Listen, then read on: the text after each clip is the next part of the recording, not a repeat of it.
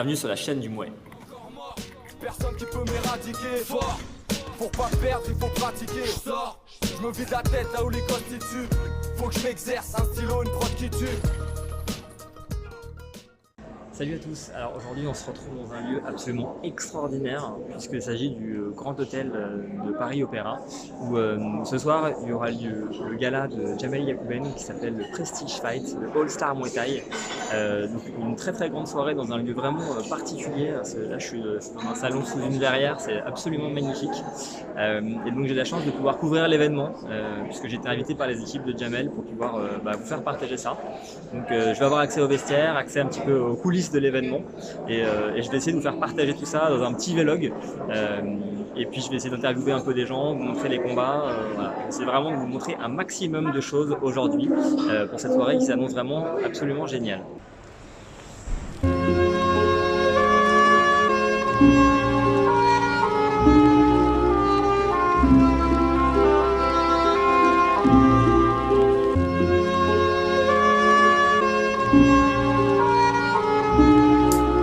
Cloué dans un appartement de 2 pièces n'ayant rien d'autre à faire que de regarder par la fenêtre ce qui se passe chez les voisins.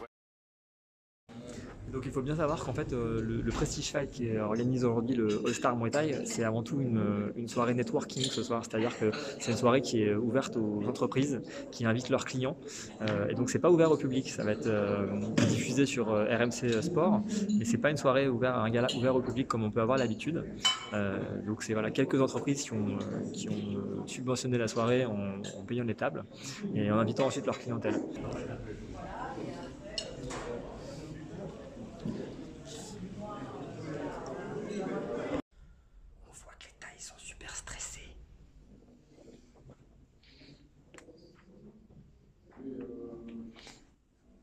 Donc là, ce qui dénote le plus, en fait, c'est le speed dans lequel sont les organisateurs. Ils courent absolument partout, alors que les boxeurs, ils sont partis ils ont fait leur visite médicale maintenant, et donc ils sont au calme dans les vestiaires.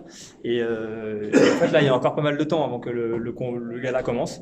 Donc ils sont dans les vestiaires. Vous avez vu les tailles, ils dorment. Pour les autres, là, l'équipe de Rodrigo Alamos, ils sont partis un peu se balader dans le quartier. Et par contre, voilà, côté organisation, ça court.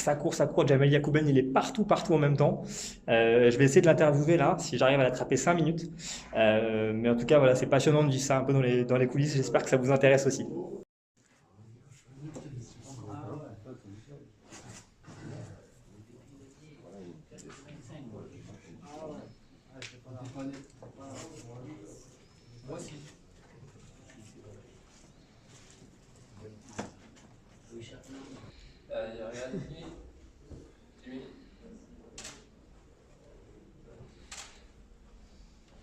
Moi, Jimmy, un grand merci de m'accorder quelques minutes.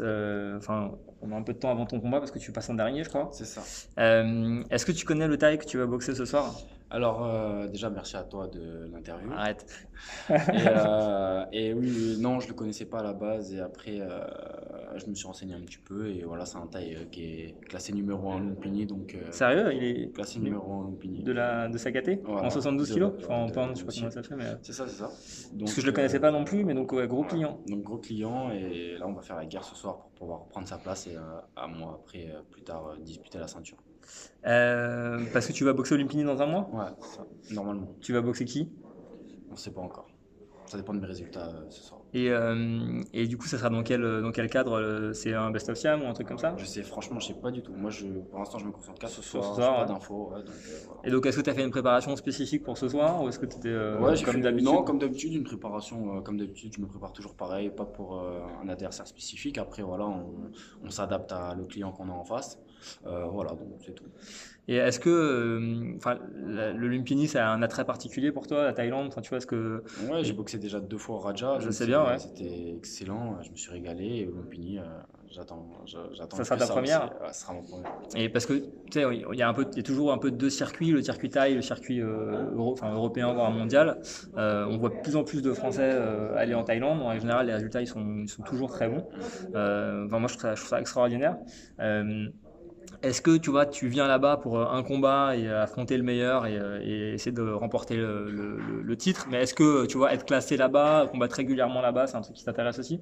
Ce qui implique éventuellement tu vois, de devoir rester là-bas, de devoir vivre là-bas ou, Ça dépend de ce que je fais dans ma carrière. Après, pour l'instant, moi je vais au jour le jour, combat par combat. Donc pour l'instant, ce soir, je boxe ici en France et après on verra. On se projettera plus Voilà. tard. Moi, je pose pas de questions.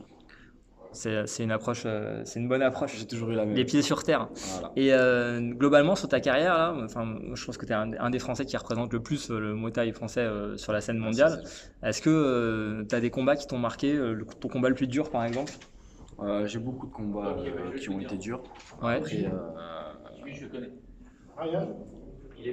donc j'ai beaucoup de combats qui ont été durs. Après voilà, j'en ai eu tellement. T'en as pas un qui t'a marqué plus J'ai que... 90 combats à l'heure actuelle, donc j'en ai eu beaucoup qui m'ont. Les guerres. Voilà, beaucoup de guerres. Donc, Et pour revenir sur ton expérience au Glory, ouais. est-ce que c'est un truc qui t'a plu? Moi, personnellement, moi je suis un amoureux de Muay Thai. J'ai toujours un peu de mal à voir les boxeurs, les vrais Nak Muay, un peu comme toi, tu vois, des gens fimeux partir en kick, parce que forcément l'attrait du Glory, on comprend qu'il est, enfin, tu vois c'est énorme. Ouais, le voilà, Glory. en fait, c'est l'organisation qui est énorme, c'est la meilleure organisation mondiale. Pied-point, ouais, carrément. Pied-point. Donc voilà, j'ai été faire un petit tour et en plus d'avoir boxé les 3 têtes d'affiche de ma catégorie, c'était un très bon. Voilà, en plus j'ai pas perdu lamentablement. Ah non, loin de là, c'était des grosses guerres là. Ouais, j'ai toujours fait des guerres, donc voilà, dans une catégorie de 2 poids qui est pas du tout la Ouais, mienne. bien sûr. Contre des mecs qui ont fait que ça. Moi, je viens de la boxe thaï, donc que du positif pour voilà, fallait tenir et montrer le meilleur. Voilà, j'aurais posé beaucoup de problèmes et maintenant après on reviendra. Et est-ce que du coup, là, tu vois, toi personnellement, tu préfères t'orienter vraiment sur le Muay ou alors tu es ouvert à des propositions en kick? Non, je suis ouvert. Je continuerai toujours le Muay. Après, je suis ouvert à beaucoup de propositions. Un des objectifs, c'est bien sûr être numéro 1 en kick, en K1 et après plus tard partir dans le MMA. Mais pour l'instant, je continuerai. Ah, c'est une. Le Muay. Le MMA, t'as un attrait pour le MMA?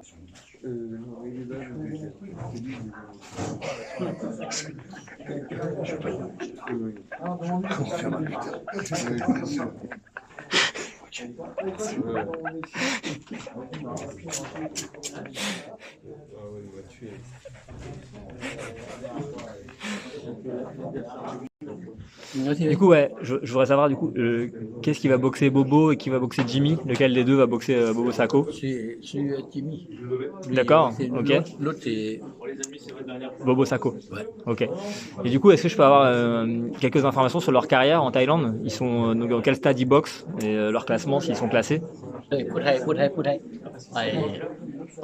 มาแล้วประมาณ100 กว่าครับ150แล้วก็เป็นแชมป์1เส้นแชมป์มวยไทย Donc il est champion du MAC Muay Thai. Et il a 2 เส้นกล้องกำบะ 150 combats. Ok.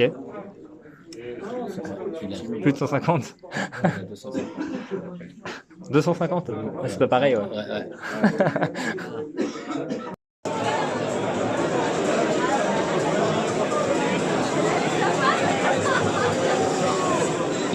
Alors une immense surprise pour moi aujourd'hui, puisque je suis avec Farid Villaume. Et donc ce que je voulais vous dire, c'est que moi Farid Villaume, c'est le premier combat de boxe thaï que j'ai vu. C'était Farid Villaume il y a 20 ans en championnat de France classe A. J'avais une cassette où Farid il mettait vraiment la misère à tout le monde. C'était l'époque, il y avait Karim Saada, c'était vraiment il y a 20 ans. Et quand j'ai vu ça, j'ai dit ouais, c'est ça que je veux faire. Je veux faire du Muay Thai. Donc je suis hyper content de croiser Farid maintenant. Farid, merci de m'accorder quelques minutes. Qu'est-ce que tu penses de la nouvelle génération du Muay Thai là, les Jimmy Vienno, tu vois, Youssef Bouganem, tous ces Français et Belges qu'on a actuellement et qui brillent en Thaïlande, comme tu as pu le faire à l'époque. Je me rappelle de toi aux anniversaires du roi où tu allais là-bas. Est-ce que tu penses que voilà, on est sur une bonne génération et, Super. Il y a des très bons boxeurs maintenant, comme Jimmy, comme Adam Noy qui vont boxer Adam ce Noy, soir, ouais. les deux. Youssef, pareil, il est depuis longtemps en Thaïlande, il a fait un très gros parcours, mais il a tout raflé. Et puis il a encore plein de choses encore à faire encore parce que il a le temps de grandir. Il a le temps, il est encore jeune. Mais c'est clair qu'il y a beaucoup de boxeurs maintenant qui font des voyages en Thaïlande et qui s'apprennent beaucoup la technique et ils s'apprennent vraiment des styles Vrai fimeux. Exactement. Et tu as disputé toi une ceinture du Lumpini. Ouais, j'ai disputé. Il y avait ce soir-là, t'étais pas tout seul, il y avait Il y avait moi, il y avait Damien, il y avait Mercier, moi, il y avait pas mal de boxeurs. Il y avait pas mal de boxeurs et moi, j'avais boxé moins quand même. Il y avait Kamen Jamel. Moi, quand même, j'avais boxé. C'était passé à côté des deux, ouais. C'était hyper novateur à l'époque parce que c'était avant que Damien Alamos prenne sa ceinture. Et bon, il y avait Morad Sari aussi un peu, qui avait ouvert un peu le terrain. Et donc là, ouais, je me rappelle, j'avais suivi ça, mais comme un dingue. Et j'étais là, putain, aucun des deux l'avait vu. Vraiment, ça m'avait marqué à l'époque. C'est comme ça. Mais ça enlève rien à ta carrière extraordinaire. Ouais, et donc voilà, bah, c'est vraiment, moi je voulais te remercier parce que tu m'as ouvert la voie du Muay Thai. Et donc ça compte vraiment pour moi de te croiser ce soir et ça me fait vraiment plaisir. Bah, je te remercie beaucoup en tout cas, Farid. À très bientôt et Sur les rings. Sur les rings, et suivez la chaîne. La chaîne du Mouet. La chaîne du Mouet. Merci Farid. 100% Mouet. Ah ça, c'est clair. Merci Farid. Ouais.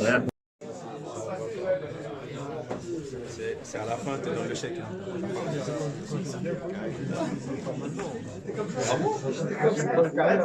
Voilà, moi je suis en fin de carrière, moi. Bon là il est un petit peu plus de 20h30, comme vous avez pu voir les boxeurs sont en train de se préparer, ils ont terminé de mettre leurs bandes, elles ont été signées par un juge de la fédération et donc là ils vont pouvoir commencer à s'échauffer.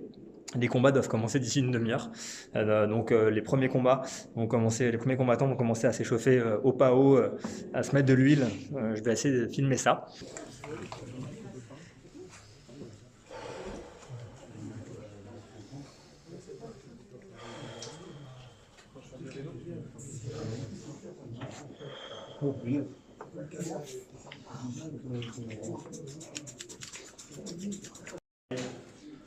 Donc je comprends. C'est clair. Surtout avoir le téléphone en charge. Moi, tu vois. Bon, essaye que aussi.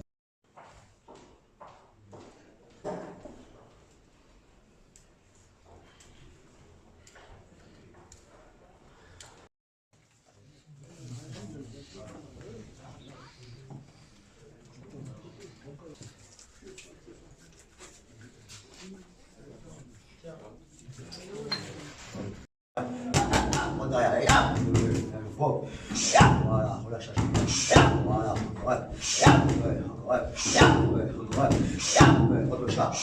oui. Ouais, La cape et tout, le t-shirt. Il a tout, il est nickel. Non, s'il te plaît, non, tu passeras pas. Merci. Le t-shirt non, non. Non, toi c'est bon, c'est bon. Viens comme ça, tu peux me mettre Michel.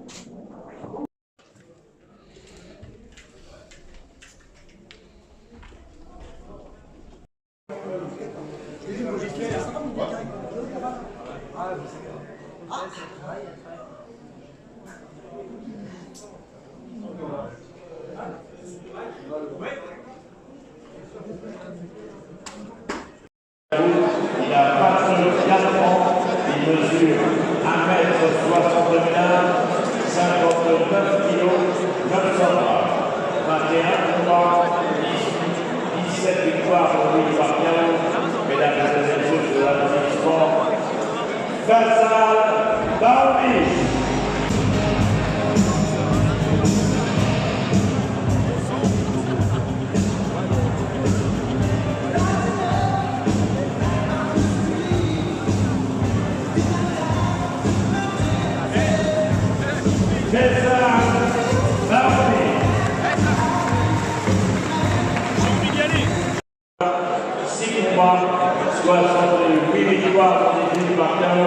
Il a été médaille d'or au championnat d'Europe, ultra valeur. Il a été vainqueur de la Coupe de France et champion de France sous le régissement Matsala Senior.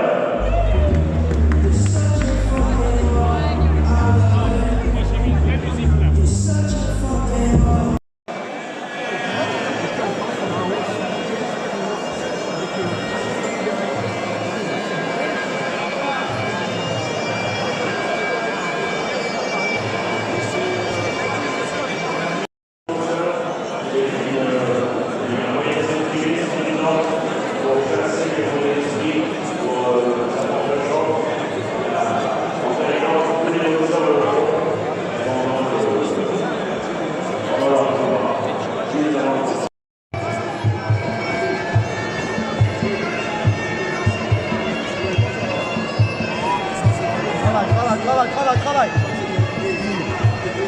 ça va. Je suis en arrière, passe en arrière.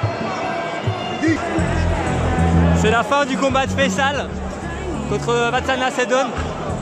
Donc là, Faisal, il a gagné le combat. Donc Rodrigo, il est parti directement préparer son deuxième boxeur qui enchaîne. C'est pas évident niveau organisation d'avoir deux boxeurs qui combattent l'un à la suite de l'autre. Donc on va regarder la décision des juges.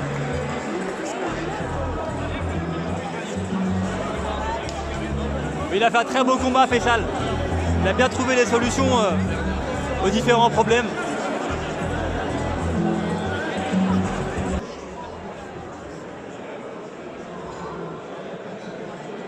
Mesdames et messieurs, le résultat de ce combat est match nul. Non.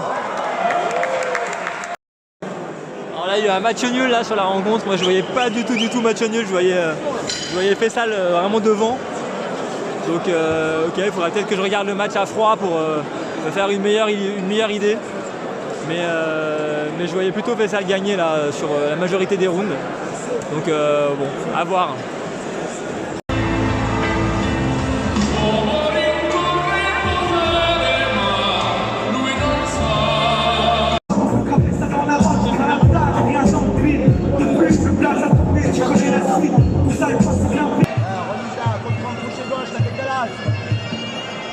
Ouais, super ça. Oh oui. Oui. C'est ça, Tommy. C'est ça, mon gars, c'est ça.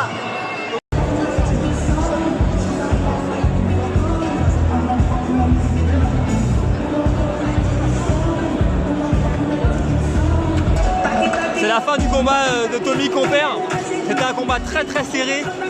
Moi personnellement, je voyais Tommy plutôt gagner le combat.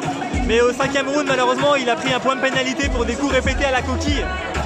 Et donc là, je sais pas, à mon avis, ça peut lui coûter le combat. Donc on va voir la décision.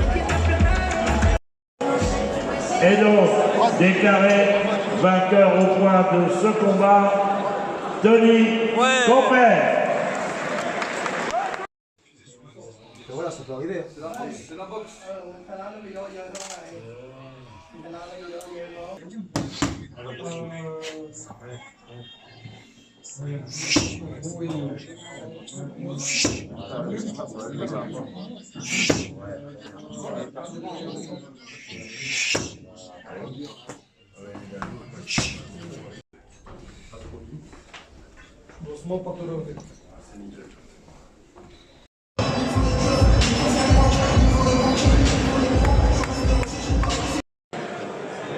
C'est la fin du combat d'Adam Noy, que moi je donne plutôt perdant sur ce combat. On va voir la décision.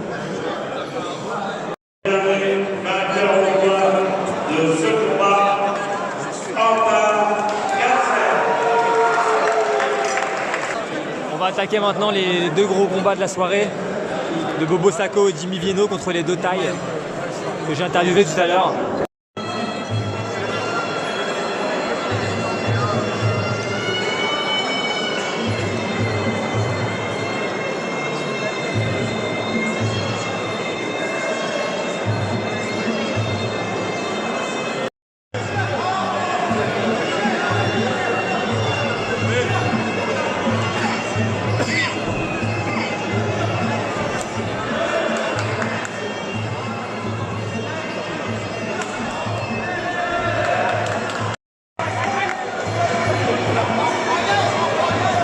Le Thaïlandais durement touché là par Bobo Sacco sur une grosse série d'anglaises et de genoux. Est-ce qu'il va pouvoir continuer? Là, le combat est très engagé. Ouais, deuxième compte. Ah, les genoux qui ont fait très mal. Le Thaïlandais qui repartira pas. Et victoire par KO pour Bobo Sacco. Magnifique parce que le Thaï était très dur. Et là, Bobo, il a durci au deuxième round pour une magnifique victoire par KO. Alors voilà l'arrivée de l'adversaire de Jimmy Vienno. Il est numéro 1 du Lumpini en 72 kg. Donc gros client. Après on sait que Jimmy il peut être très dur également. Donc je pense que ça va être un combat explosif qui arrivera pas forcément au bout. Donc voilà, le Thaïlandais qui rentre sur le ring. Incroyable. KO au premier round pour Jimmy Vienno. KO fulgurant, je vais essayer de vous filmer le ralenti parce que je l'ai même pas vu.